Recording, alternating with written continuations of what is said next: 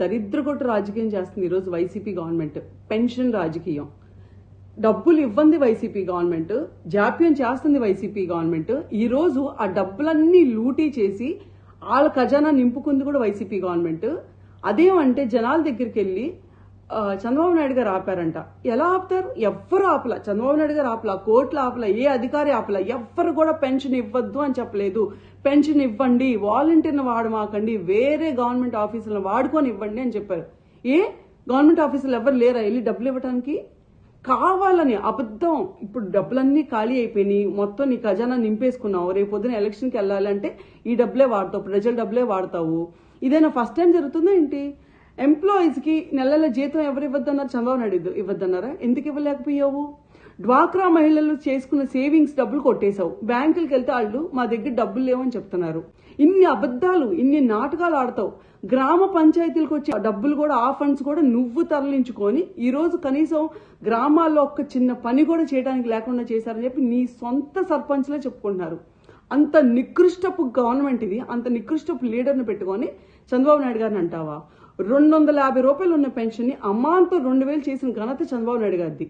నీలాగా ముక్కి మూలిగి విడతల వారిగా చేస్తా, రేపిస్తా, ఎల్లుండిస్తా, ఎలక్షన్స్ ముందిస్తా అని చెప్పలేదు. నీలాగా ఇంట్లో కరెంటు 300 రూపాయలు కరెంటు బిల్లు వచ్చిందని కట్ చేయటం, ఇంటి ముందు కారు ఉందని కట్ చేయటం, ఇలాంటి దరిద్రగొట్టు పనులు ఎప్పుడు బాబు గారు చేయలేదు.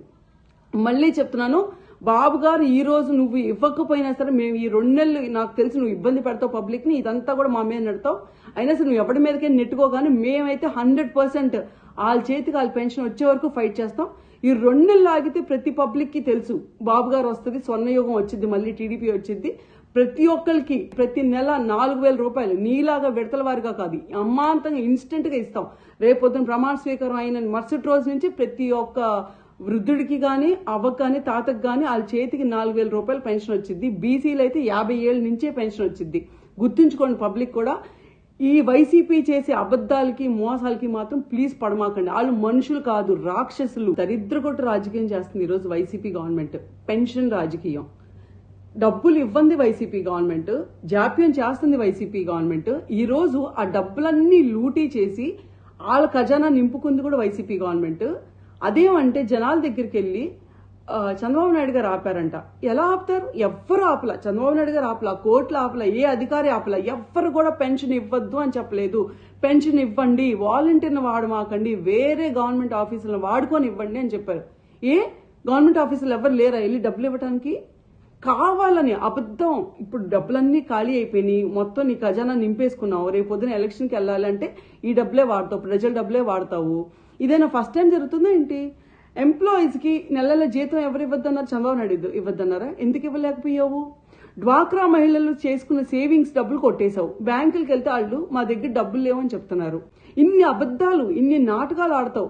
గ్రామ పంచాయతీలకు వచ్చే డబ్బులు కూడా, ఆ ఫండ్స్ కూడా నువ్వు తరలించుకొని ఈ రోజు కనీసం గ్రామాల్లో ఒక్క చిన్న పని కూడా చేయడానికి లేకుండా చేశారని చెప్పి నీ సొంత సర్పంచ్లే చెప్పుకుంటున్నారు. అంత నికృష్టపు గవర్నమెంట్ ఇది. అంత నికృష్టపు లీడర్ని పెట్టుకొని చంద్రబాబు నాయుడు గారిని అంటావా? 250 రూపాయలు ఉన్న పెన్షన్ ని అమ్మాంతో 2000 చేసిన ఘనత చంద్రబాబు నాయుడు గారిది.